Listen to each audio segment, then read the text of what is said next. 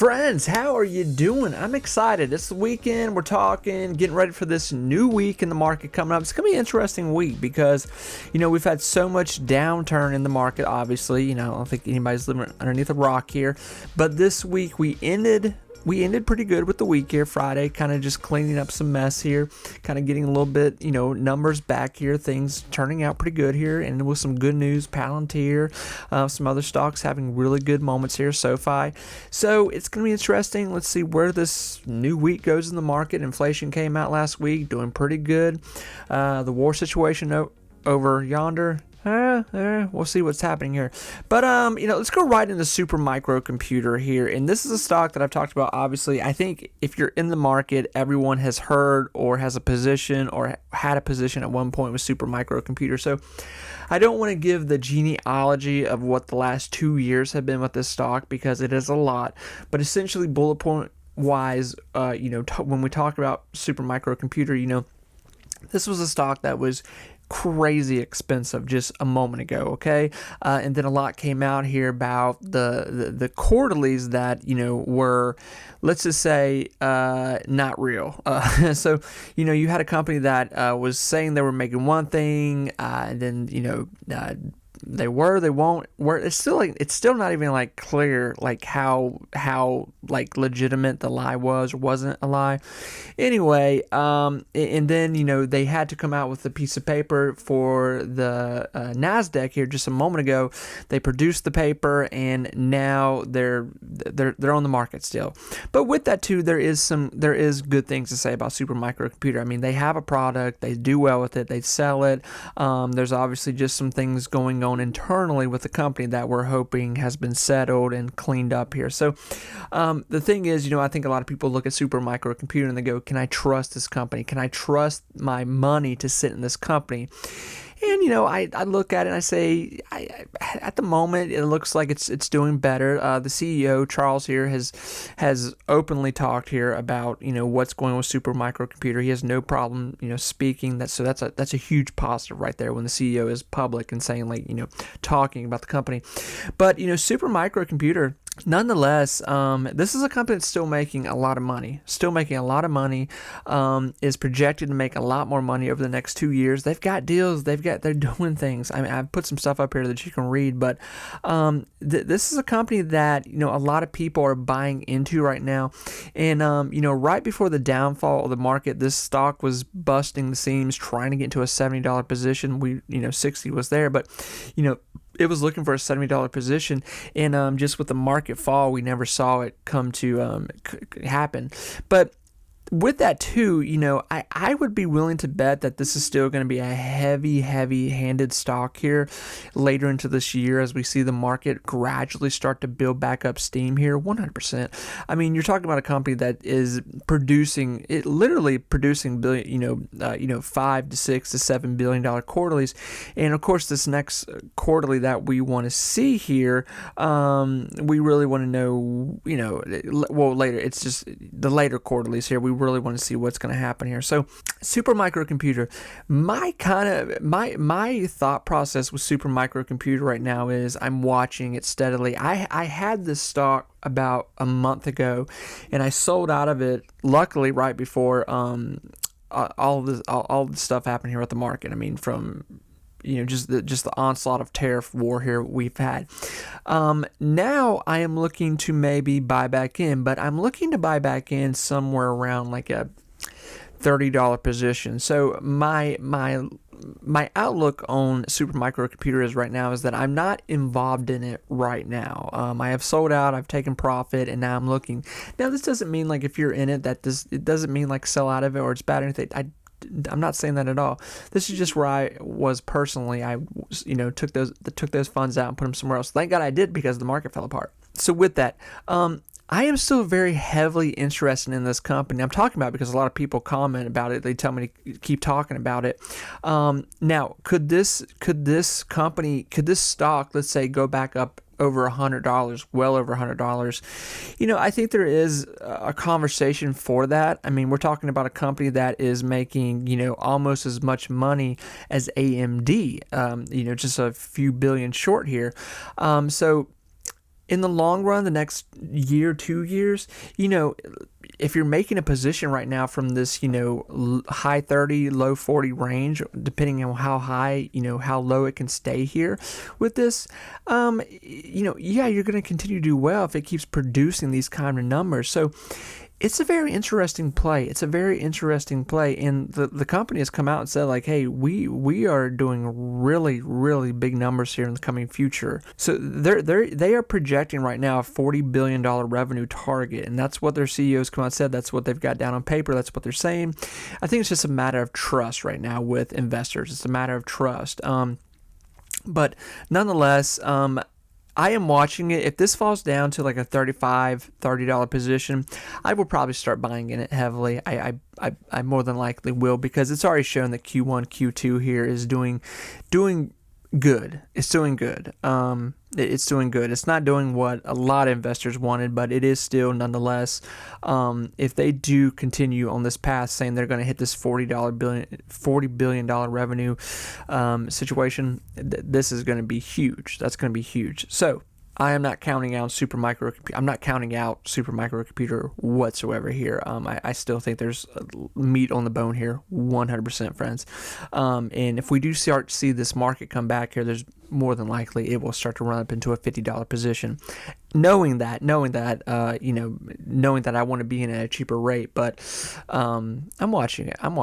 And next is Tempest. Tempest is one of those stocks that I think the majority of investors right now, we're just waiting on this next quarterly. We want to know about this quarterly that's coming up here with Tempest, because obviously bullet points of what has happened here with Tempest. Tempest pretty much has come to the scene, the zeitgeist of investor talk here just the past handful of months, days, weeks, hours, not long at all here, because Nancy Pelosi put in a huge bet on the stock, putting money on it. So people going, I don't know what Tempest is, I don't care what they do, I don't care what the finances are, I don't care. Here's X amount of money, I'm betting on Tempest too, because Nancy is betting on Tempest. And obviously, if you know that Nancy has a phenomenal track record in the market. So right now, Tempest is at this position right now where it's reset. It's back at a very high position for the valuation of the stock, as far as we know right now, for what they're producing quarterly wise. But almost $50 a share right now. Before the tariff situation came up here, was trying to get to $100. And if we didn't have this tariff situation happen, undoubtedly it would have moved to $100. But right now the stock has fell to this range of high 40, 50, looking for a $50 position if the market can even come back more here. So, I think the main thing with Tempest is it's an interesting situation, because I think the underlining, writing on the wall right now, the elephant in the room with Tempest is what does Nancy know that we don't know as investors? And that's where people are taking the risk. They're taking the gamble. So my as an investor, when I look at this, when I look at clues, when I look fundamentally for clues of why Nancy has put money in this, right now their earning report is not great. It's not great. Now the stock is doing a lot with health, AI mixed in there together. Obviously, Trump administration really heavy-handed into that piece of technology right there. But with that too, it's these quarterlies coming up. I think it's really like, something hasn't been said here. Okay, something hasn't been made public here about what kind of money is Tempest about to report. That's the thing with these quarterlies. So I think that's going to be the real interesting headline of what comes out here with these quarterlies. And it's going to, and more than likely, I believe that there is something going on here where, and even so, I know Nancy, and obviously, I hate saying Nancy because, I know Nancy is not physically buying this stock. I know she's got some guru, she's got somebody who, she's probably getting tips, whatnot, or somebody for her, whatever. But more than likely, she could short the stock. Something could come out here. I mean, she could have shorted it just, weeks ago, because she bought the stock at like $30-$40, maybe lower than that actually, because I think she actually bought it around like 20 some bucks, because the stock jumped to $40 when it was announced, when she had to go public with it. So yeah, I think there's a wild play here. There's a wild play here with this. It's a very interesting, just as someone who loves drama in the market and loves, unknowns and what could be in the market. I look at Tempest here and I go, this is a very interesting, Days of Our Lives episode to watch, because I think something's going to happen here. Very, very interesting. And then, friends, DJT, Trump Media. Oh boy, Trump Media. Been talking about this stock for a long, long time. So, Trump Media here. Now we're in the thick of it. We are in the thick of it right now. So Trump Media is supposed to report earnings around May, which most companies are. May is the big earnings report for a lot of companies for their Q1s, some Q2s, but mostly Q1s here for 2025.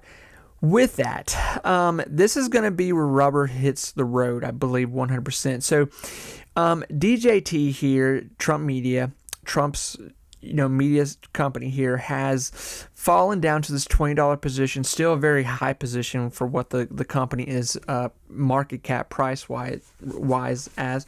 What am I trying to say here? For what the stock price is compared to what the company's worth here. I do believe we're getting into territory where, people that are going to get impatient, people that are long-term investors, they're going to want to see, I think a majority of them, obviously, are going to want to see good earnings. They're going to want to see how much this company is actually making, how much is it losing, the statistics of in the just mathematics of what the company is making here, obviously. And then I do believe there's people that are just buying the stock and holding it just because they love Trump and they want to be a part of it, be a part of what he's doing. That's good. That's fine. Great. But I do believe that these quarterlies coming up in May will make they will do some things. Now, I don't want to say they're going to be bad because I don't know. This company is still very young. This is a very young company. But saying that too, I don't even expect them to make crazy quarterlies. I really don't. Just because it's a new company, it's a newer company. So with that conversation too, this is a new company, but it's a company that's gotten a lot of attention lately. And I know the company has gotten a lot of money lately because of ad revenue, because, there's been a lot of subscribership on this company. People that like Trump, don't like Trump, it doesn't matter. They've downloaded the app. And Trump he releases most things that don't hit the media, the general media first. He releases them on Trump Media here. So that's 100% the truth. But I still think there is an argument for this stock to be a wild card all this year, 100%, to where this stock could easily be at $15, then go back to $25, be it $18, go to $30, bleed down to like $10, shoot back up to $19. I think this is going to be a very volatile stock most of the year, 100%. But I am interested for the long run of this stock to see what these quarterlies will look like here coming up here. So, like I said, the company's not making, as far as we know, the company's not making crazy amounts of money. So when these quarterlies come out here, this will be very telling of what we can expect the rest of the year. So, yeah, this is a wild stock. This is a wild stock. I mean, you're literally investing in a new media company, but not only that, the face of the company and the guy who talks about this company and promotes it more than anybody is the president of the United States. So it is a wild situation, this whole stock right here. And it's kind of hard to say what could... I just don't know what the future is of this stock. And that's really what scares me more than anything right now. Because, it's like, okay, if Trump he's going to serve us 4 years here. And then after that, if he steps down or tries to get reelected again, whatever he does, because he's talked about that, or it just, Trump's out of office completely, what will Trump Media be at that point? And then, there's a whole conversation of, if the Democrats take things back over, they will 100% go after Trump Media and try to, shut it down. I'm just being honest here. I'm not trying to get political, but I'm just, it's true. So it's an interesting play, and I love watching it. So all three of these stocks, why I put these all together, because they're kind of all wild cards and they're unknowns with their future and what they're going to produce this year, 100%. But I still think there's plenty of wiggle room to make money off all these stocks if you play them right.